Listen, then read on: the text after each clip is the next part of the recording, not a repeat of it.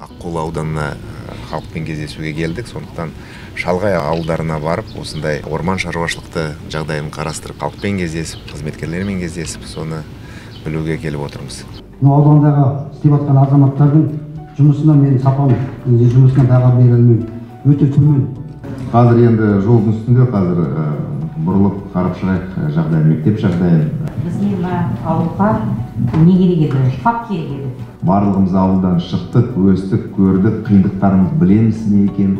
Сондықтан міне осындай шалғай ауылдарда тұратын тұрғындарыма мен алғысым шексіз. Барлық кезек-кезегімен көтерілген мәселелер шешіледі деп мен сенемін. Енді тазалауға жағдайларың жоқ па? Маған қаражат керек па? Или облыс әкімінің тапсырмасы керек па? Жоқ. Онда неге жай жүрсіздер? Дұрыс айтатына ауыл тұрғыны. Жоқ тәртіп бұл жерде.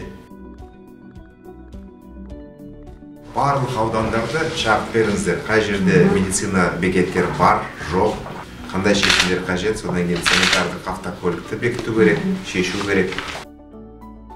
Біз жаққа қарай келе жатсыз ба? Біз жаққа қарай бара жатырмыз. Трасымыз бар, магазиніміз бар, аптекамыз бар, садигіміз, школымыз, міне қолымыз бар. Ұялы байланыс бар ғой? Бар. Қауқуаттарыңыз қалай? Шүкір, десет. Я не говорю, что не может ни одного не быть, но достаточно много летает.